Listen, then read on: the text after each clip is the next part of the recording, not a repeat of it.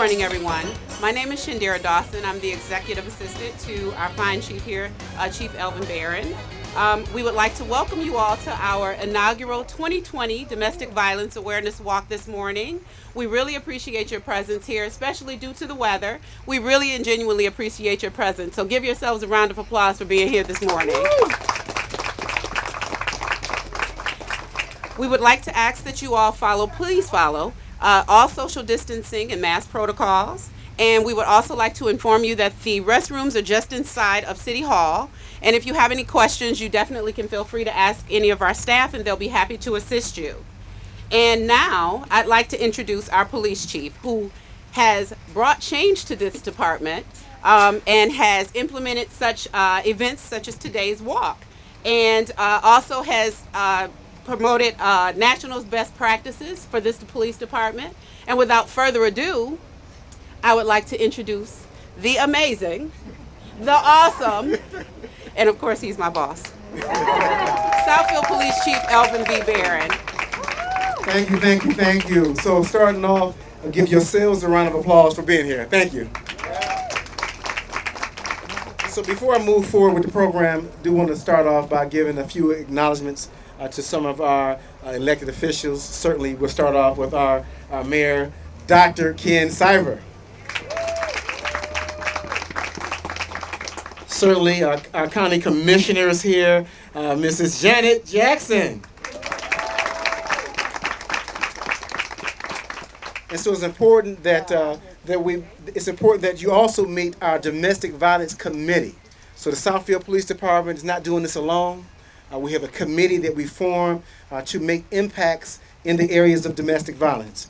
And I'm going to start off certainly with our Chief Judge, Sheila Johnson. Chief Judge. And I want to just publicly acknowledge Chief Judge Johnson. When I came to her with the idea of forming a committee, without hesitation, she joined. And in addition to that, the nice shirts, masks that you're wearing, once we got with our great sponsor, and I'll get to him a little bit later on, she did coordinate with the vendor to make sure that these things were delivered to you. So again, give the Chief Judge a round of applause for that. I certainly also want to acknowledge the Fire Chief John Menifee. He's standing with you amongst the tent. Certainly been another great partner since I came to the city of Southfield. Right away, how can we work together to ensure public safety for this great city? I also want to acknowledge our good friends from Haven, who you're going to hear from soon. The Southfield Domestic Violence Group, Ms. Margaret Hall, you're going to hear from. And also our Homeland Security Director, Justin Beck, who was instrumental in the planning for this event as well. So give them a round of applause. So when you look at the fact that you have a shirt with a logo on it, I want to put some perspective to what that logo means. So when we were putting this platform together, we wanted a survivor of domestic violence to draw or create a logo. So that is a logo you see on our banner, that is a logo you see on your shirts, and also on your mask. But I want to read to you what that logo represents from her perspective. It says, being in a violent relationship can make you feel like you're slowly being constricted or confined. Regardless of how small you feel, it's like you're shrinking. You are still inside, strong and growing. Once you find your path to freedom and healing, the day will come when you can blossom and fly. And so that is the meaning of the logo. It was designed by Mrs. Ursula Maxine Carmine. And so please, I don't think she was able to join us, but please give her a round of applause as well. So we're here, and you took the time out your day to be in the rain, in the cool, and you say, well, Chief, we're here to support you, but Chief, what's the strategy? What's next? How are we going to impact domestic violence? And so I'll tell you, a strategy has been formed. It's a multi-layered strategy, and it starts with this awareness, because we're recognizing, again, not only domestic violence for this month of October, we're also recognizing breast cancer awareness. which is also equally important. And that's why you see the vehicles outfitted with both domestic violence and breast cancer insignia, because it's our hopes that if individuals see the breast cancer designs as well, then maybe it will encourage them to do some type of testing for pre-screening and save lives as well. But going back to domestic violence aspect of this evening, it's related to the strategy. The first layer of this strategy will be the domestic violence prevention response. And what that means to this group is the Southfield Police Department, Southfield Fire Department, and the Southfield Domestic Violence Group under the direction of Miss Margaret Hall, which you're going to hear from very soon. We're going to go out and make locations that we've determined have been high frequencies of police response to those locations. We've already pulled the data. We have the addresses listed. And I'll tell you, because this is alarming, these locations we've been to for domestic violence incidents anywhere between 5 and 10 times within a short time frame. So we're going to go out. We're going to make contact with those occupants of those residences, the police chief, the fire chief. We're going to let them know we're here because we care and that we want to provide resources for you. And that's what Ms. Margaret Hall comes in to establish the resources. And then we're going to do follow-up to ensure that we are ensuring that these individuals are getting the need cared for that they equally deserve. So we're going to thank you, Ms. Margaret Hall, for this partnership with the fire department and police department for the domestic violence prevention response. The next layer of the response is the high-risk response teams. And I want to thank my good friend, Miss Melissa St. Clair from Haven, who you're going to hear from again very soon. Under the high-risk response team, it's a collection of the 46th District Court, probations, police, fire, community advocacy groups such as Haven and the Southfield Domestic Violence Group, where we'll sit down with prosecutors in attendance as well, and we'll do case reviews of the high-impact cases as they go through the judicial process to see what we can do as an organization to impact and change behaviors while these cases are in process. We've already monitored how Auburn Hills and Farmington Hills do their processes, and this police department will have a high-risk response team within the next couple of weeks. So thank you to Haven for getting us on board with high-risk response teams. The final layer of our strategy involves seminars, and that's why it's very important to have this chief judge stand with us, because the seminars will be inclusive of offenders and victims. There'll be separate structures, but that's why this chief judge is so important. When we had this discussion, I said, Chief Judge, is there a way that as a stipulation of sentencing or probation that we can compel individuals found guilty of domestic violence offenses to attend mandatory seminars that we put together? The chief judge said without hesitation, this can be done. We got partnerships that we can ensure that this takes place. So again, thank you, Chief Judge, for making sure that takes place. The second part of the seminars, of course, involves our victims. And so we're always concerned about the victims. Are they getting the proper attention that they need? Are we providing the proper care that they need? And some of the agenda topics for the domestic violence seminars will be inclusive of a host of different arenas. We're going to do seminars that will cater around intimidation, domestic violence, psychological abuse, which is very prevalent, and I'm sure our good friends from Haven will elaborate on that. Psychological, financial abuse, all the different type of abuses that victims suffer with.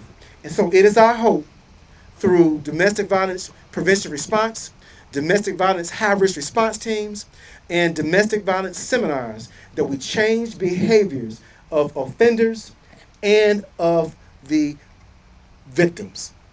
So thank you for all the partners with this program. So give them a round of applause. And before I bring the mayor up, we're going to have a great march. Certainly, I know, hopefully you brought your umbrellas, rain, sleet, or snow. We're out here. So hopefully you brought your umbrellas. The Southfield Roadmasters Corvette Club is here. The Corvettes will follow us on our short march. So again, give them a round of applause for being here as well.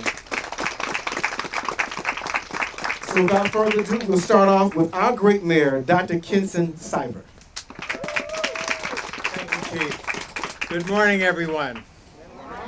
Thank you for all of you attending. We don't have the best weather, but we're determined, right? Right? Yeah. All right. I read a very sad statistic that every 9 seconds in the United States, a woman is assaulted. Domestic violence is not a U.S. problem. It's a worldwide problem. This occurs everywhere. And in Southfield, it's a daily problem. The chief and I know, and the chief judge, that every single day in Southfield, we have 1 or 2 or more domestic violence runs. We also have family trouble runs where it doesn't result in an arrest, doesn't come to my attention immediately. But this is a very sad statistic, and it's something that we need to do something about. So I applaud the chief and the 46th District Court in forming these partnerships with the Domestic Violence Group of Southfield, with the Haven, and so on. I liken domestic violence to a country that is occupied. You can get people through violence, either emotional, physical, or property violence. You can get them to submit, but it does not bring love. It does not bring serenity. It does not bring happiness. And so the people that are perpetuators of this kind of violence need to understand that, because violence can beget more violence. It also does not have any kind of lasting end to it, unless we can get people to get out of these toxic relationships. So once again, thank you all for being here. Thank you, the folks here that are doing something about this. And I really applaud our police department and our court for taking this proactive step. Thank you. Thank you, Mayor. Thank you, Mayor. And so we're going to bring out our Chief Judge of 46th District Court, Sheila Johnson. Thank you, everybody. It's a pleasure to be here. Can everybody hear me? Yeah. All right. Well, you've heard a little bit about the problem and some of the solutions that we're proposing from the chief. So we hear a lot about domestic violence, but what is it legally? What is domestic violence? And you'll be surprised to know that it's not that hard to get charged with domestic violence. First, an individual has to assault someone or assault and batter someone. So a battery is a forceful, violent, or offensive touching of a person or something closely connected to that person. That touching has to be intended and it can't be accidental. And it must have been against that other person's will. And it does not matter if an injury is caused in a battery. So if you're pushing on somebody, if you grabbed them for a hot second, if it's against their will, and you fit the rest of the criteria of this charge, then you are a domestic batterer. An assault is not a battery, but it's an attempt to commit a battery that would cause a reasonable person to fear a battery. And so, therefore, it cannot happen accidentally either. It has to be intentional. And you have to do some kind of act, like come at the person to make them feel that you are about to batter them. The other aspect of this charge of domestic violence is that the person is either the spouse of the alleged abuser or former spouse, or they have a child in common, or they're resident or former resident of the same household. It's not working. It's kind of went off. So I'll keep going. And also, a person with whom the defendant had or previously had a dating relationship. And dating relationship is pretty broad, but it means frequent intimate association primarily characterized by the expectation of affectional involvement, not a casual relationship or ordinary fraternization.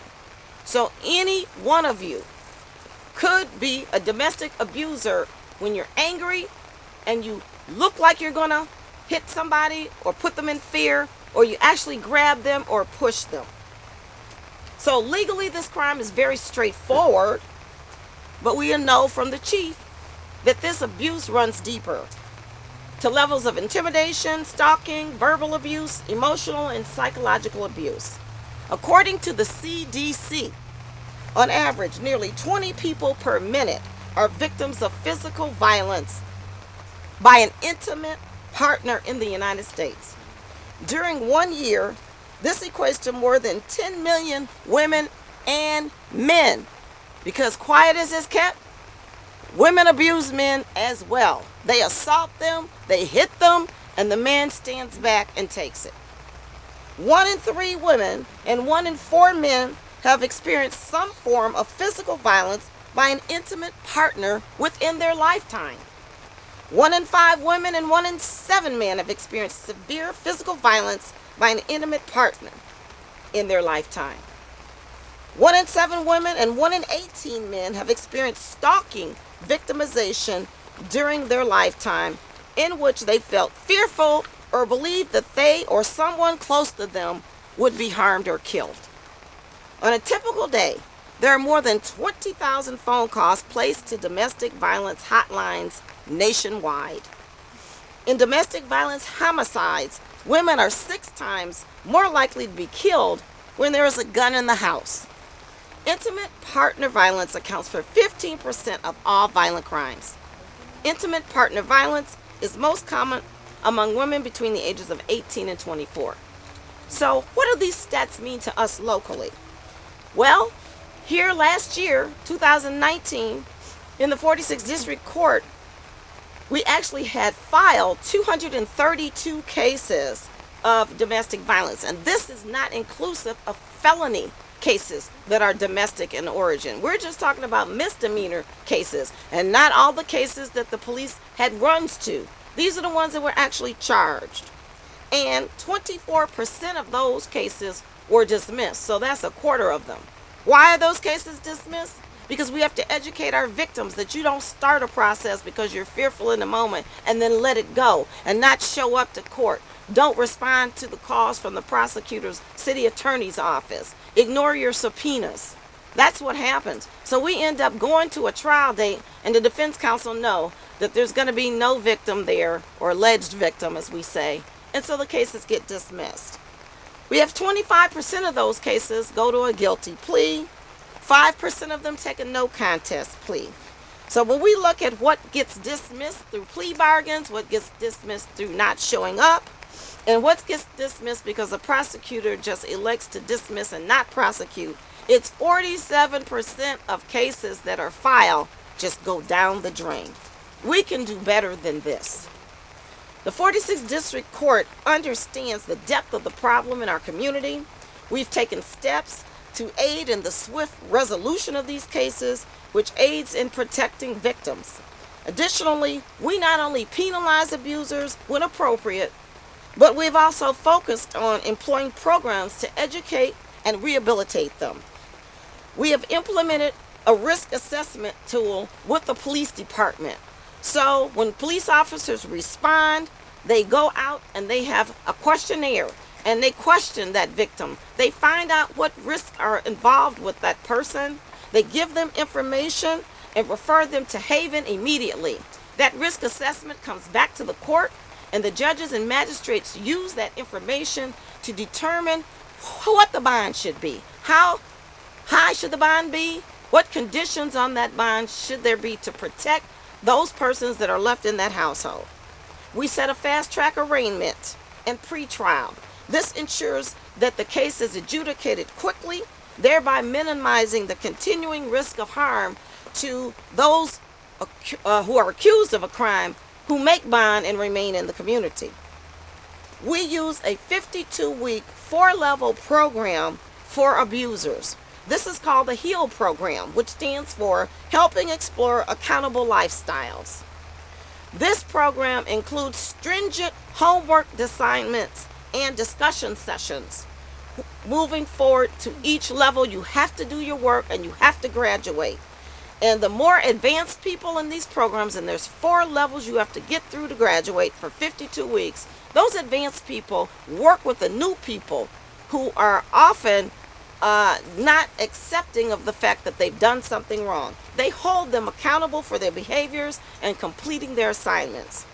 We then implement a review process at the court where we bring these offenders back to the judge and we go through what it is that they've learned through these programs. Are they compliant in the program? And we discuss with them whether or not they need additional information or additional services.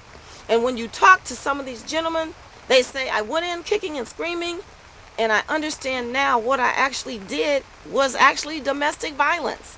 And so I'm enjoying the program, and I'm enjoying relating to the other gentlemen, and they're helping me change my perspective. And that's what we have to do, because jail is not going to change anybody's perspective. It's not going to make them any less violent. It's going to put them back out in the street more angry than they were before they went in. So we have a specific probation officer, Miss Andrea Turner. She handles all of the hundreds of domestic violence cases on her own for consistency of service, and she gets to know each one of those people individually. And Miss Turner is a part of our team here, and she's out there in the audience somewhere. Miss Turner, there she is.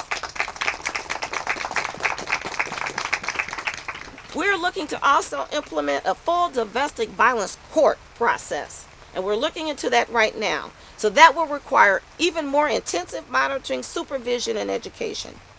We at the 46th District Court support the Chief's vision of creating programming on all areas of abuse, and we're committed to ensuring that such programs become an integral part of our probation referral system. Thank you all for participating today. Education of the community is key here. And we hope that you leave here today armed with information that you need to understand the parameters of domestic violence and to thereby help someone who you may know that has been touched by this awful problem to help them find the resources to help themselves. Thank you very much.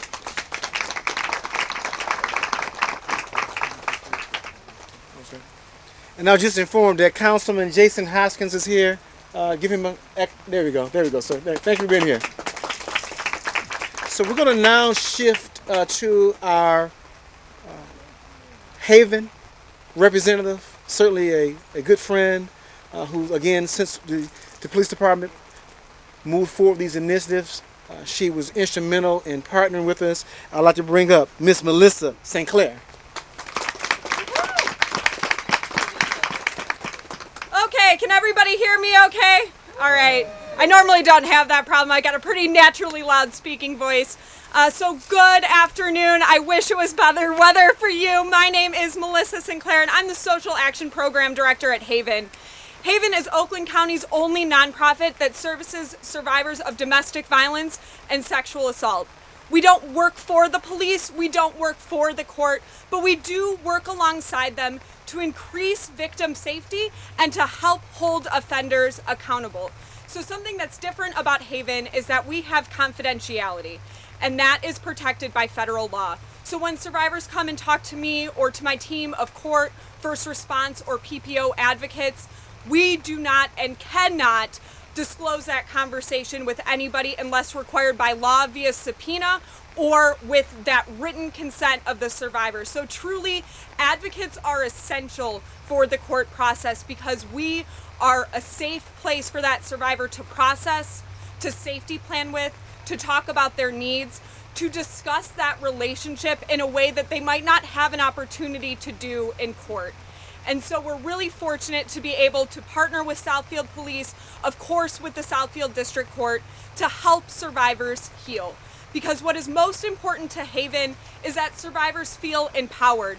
They feel like they have options, they feel like they have choices, and most importantly, they feel like somebody believes them. So often in society, women are not believed when they come forward talking about the violence that they have experienced in their own home with their partners. It is unbelievable to know how vast this problem is, and I think, from my perspective, that most people tend not to want to believe it because that makes this world very scary. When we're talking about 1 in 4 women being the victim of domestic violence throughout their lifetime, I am telling you, look around you. Look at how many women are here today. Statistically, 1 in 4 of these women are a survivor of domestic violence, and I think that it is very important for me to point out that Black women are also disproportionately affected by domestic violence. In fact, 2.5 times more likely it is for a Black woman to be assaulted in her intimate relationship. What can we do to protect our Black women? What can we do to protect our girls? And yes, what can we do to protect the men that are experiencing domestic violence? Get them involved with advocacy early. Talk to your friends, especially right now in the pandemic. Domestic violence has increased exponentially, not just here in Oakland County, but around the globe.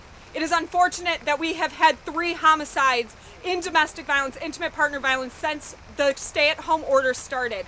Please check on your friends. Please check on your family members. If you notice a change in somebody, if somebody is isolating themselves, if they are not talking to their friends and family as much, if they don't tend to have a lot of free time, or you notice that that partner is around, and I am talking to doctors, gynecologists, if you notice that that woman doesn't have a minute alone, it is so important for you to get time to talk to her, to talk about what is going on for them. I urge you to do it. I promise you that you know a survivor.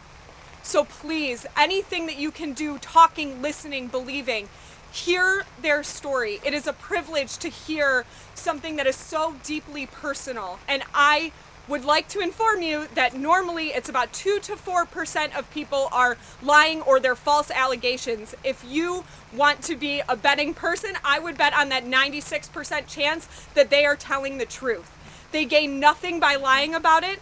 What do they gain? Many women, death threats, cut off to their finances, isolation from their community. Women gain nothing by lying about domestic violence. So if you hear about domestic violence, if somebody you know is impacted by DV or sexual assault, please have them contact Haven. Our crisis line, 248-334-1274, 24 hours a day, 7 days a week. I'm excited to work with Chief Barron and Chief Judge Johnson as we continue to increase offender accountability and victim safety. Healing certainly is possible. Thank you. Woo. Woo. Woo. And now I'd like to bring up my next good friend. I got a lot of good friends around here. Bring up my next good friend, Mrs. Margaret Hall of the Southfield Domestic Violence Group. Ms. Hall.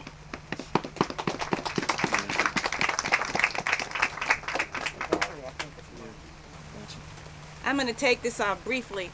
I am a survivor of domestic violence. 20 years ago, I might have been calling Haven. And what people don't understand is you don't know what domestic violence looks like, but it looks like me and the person standing next to you on either side and possibly behind you. We have got to do something about domestic violence because we can. It is not a disease that you get because of your DNA. It is because of something that happens to you that you don't want. And nobody wants to be born into this life to be abused. So my saying is this: if your partner is violent, you do not need to be silent. We need to stop being quiet about it, and we need to be about it. Help somebody who's in trouble. Don't be afraid to call if you hear a disturbance next door to you. We're no longer the village, but we need to be. Chief talked about this in January when he first started this initiative with Judge Johnson, with Haven, with our other supporters. Nobody is coming to save us. That's how a lot of survivors feel. It's just me. We have to stop that type of psychologically. If somebody comes to you for help, help them. There is nothing wrong with you saying something's wrong. something's not right. Kids, lives. When you look at the person next to you, you don't know if it's them or not, and they don't know if it's you. But no longer do we need to be ashamed. No longer do we need to hide. We need to stop this, eradicate it, get rid of it, pull it the root out of the ground so that it dies. Thank you. Have a great day.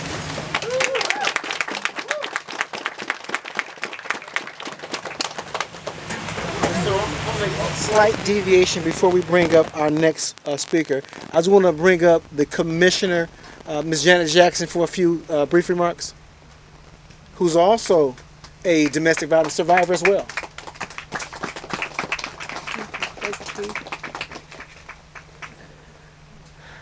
Thank you, everyone. I just want to let you know, first and foremost, that listening to the speakers before me was not very easy. As a survivor, 20-year survivor of this social ill and crime, I didn't really know what domestic violence was because I fought back. So when my husband chose to begin to hit me, and I would hit back, and my children would see this going on in my house, I felt it almost became normal. And it got worse when I expressed political aspirations and wanting to work in the community like all of you people standing here are doing today. And what really, really got me to recognize was that my second grade son, he drew pictures in school of a police car coming to my home. And his teacher called me and said, "That's not normal." And I got help for my children before help for myself, because we're blessed to live in such a great community, and their schools offered free counseling. And Dolores Cotton was my children's counselor. Some of you may know her from the community. She's a beautiful individual. So I just want to say this work that we're all doing today is very crucial, because this type of intervention was not part of our landscape, even in our beautiful city 20 years ago. The fact that our police chief, our courts, Judge Johnson, and the Domestic Violence Group, and Haven, who I work with Ms. Sinclair on the Human Trafficking Task Force, are all involved to help people that are enduring this suffering. So I just want to thank everyone that's here today, and thank the police chief and all the partners for the great thing that's going to happen in our community, because police would come to my house, leave a document, and leave us to our own devices, which was another fight. So thank you all for being here today, and I'm just glad to be part of this effort. Yes, sir, and thank you for sharing those intimate details of your struggles. So I do want to bring up another guest who is a relationship that we formed through Haven, another survivor of domestic violence, Mrs. Kelly, Native Child Brown Mays.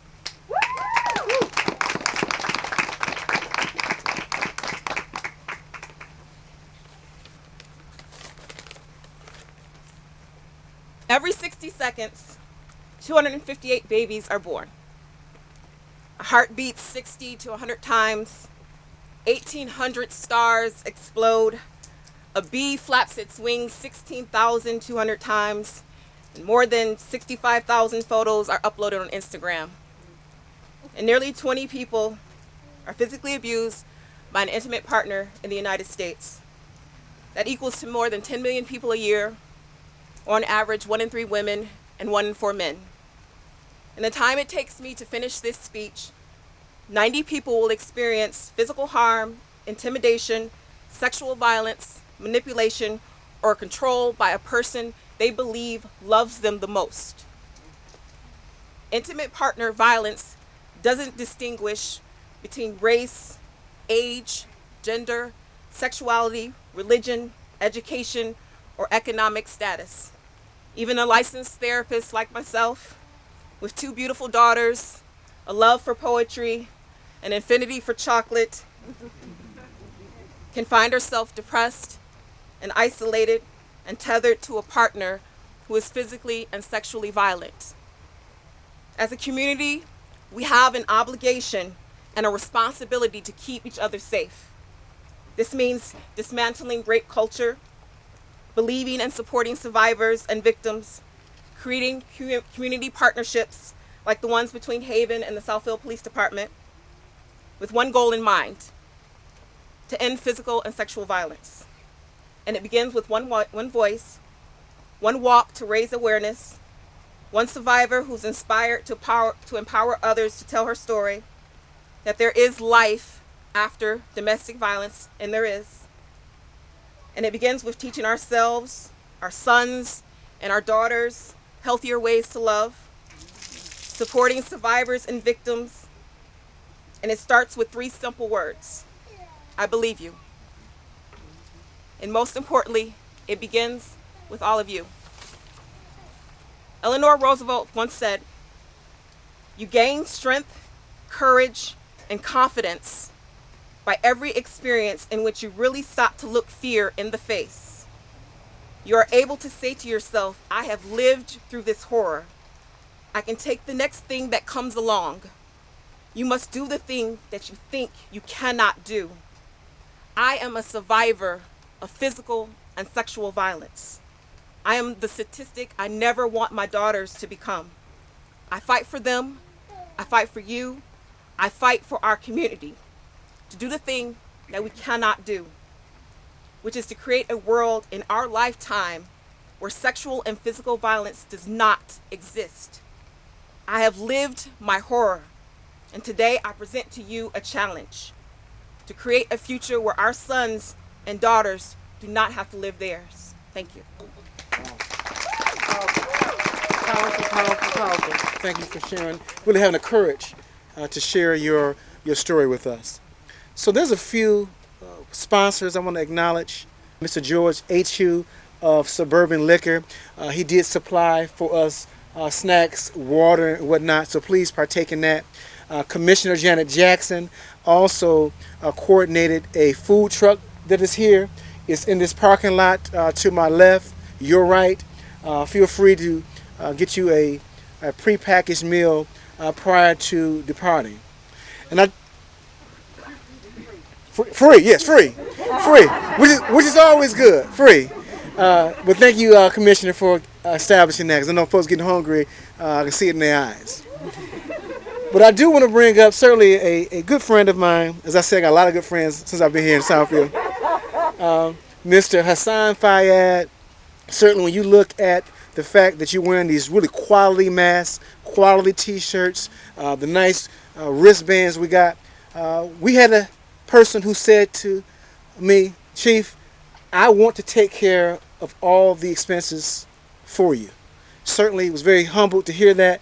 This man has not only helped us in this arena as we fight domestic violence, he's also helped with our elderly in the middle of the pandemic, providing masks, providing hand sanitizers. He's helped in the schools when you look at book back giveaways, school supplies. So this man has a heart that extends throughout the community. We're certainly grateful to have him. Certainly we appreciate him. We do not take advantage of his kindness because, again, he's a partner that we value.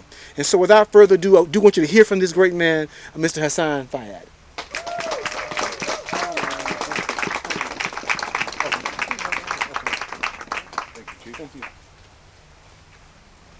Good morning. It sucks to be the last one to talk after listening to those sad stories. Mentally, once you sit there and listen, it has an effect. And this is why, as a community, we should stand together. If you look around you, different color, different race, it doesn't matter. Under one great leadership, I want to thank everybody, especially Chief and everybody that's involved. There's one thing that I learned in life, and especially learning a lot from the Chief, is never give up and always have hope. Because 3 years ago, I was broke. I didn't have a penny into my name. But I never gave up. I went through the challenges. I believed in myself and I believed in others. And this is why, as one community, we should stop domestic violence. Thank you all. Let's enjoy and have a great day. Thank you.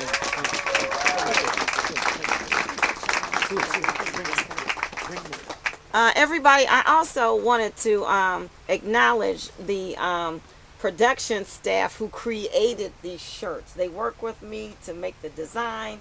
I was on the phone with them all the time. There was no time of day they wouldn't take my call. They changed everything at the last second if I needed it.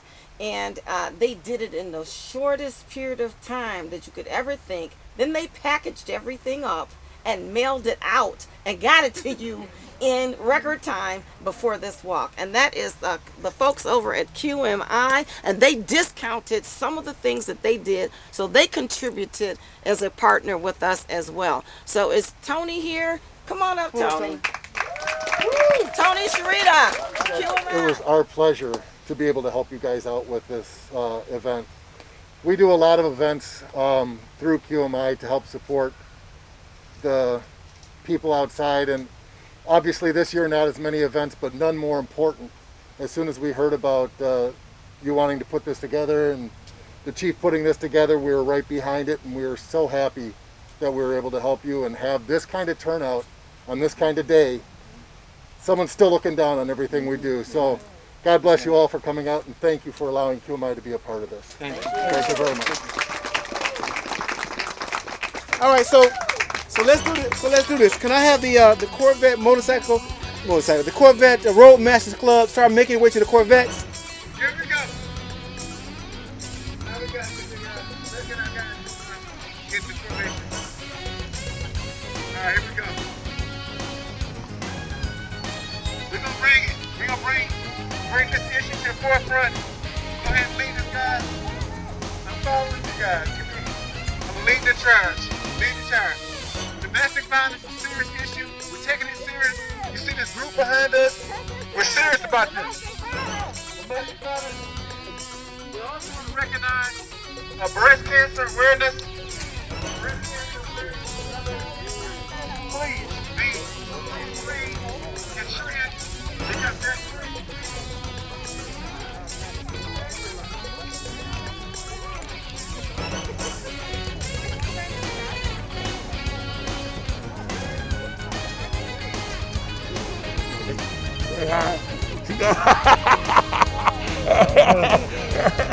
Great job, great job.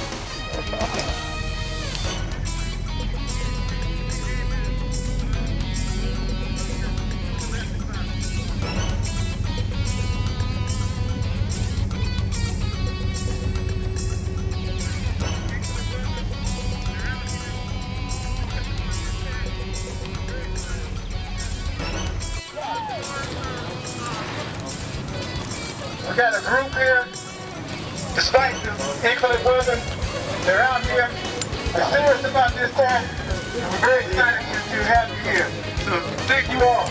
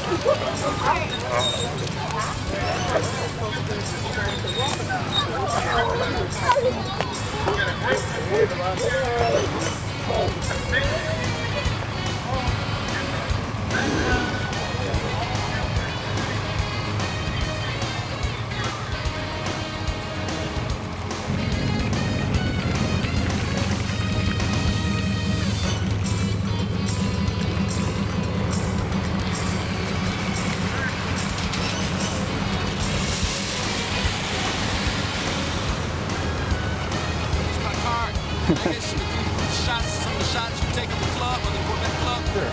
No, give me my card. Oh. So you can drive that.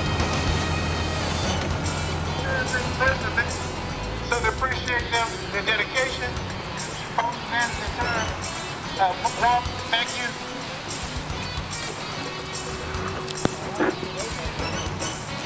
Yeah, great event, great crowd, great support for the community.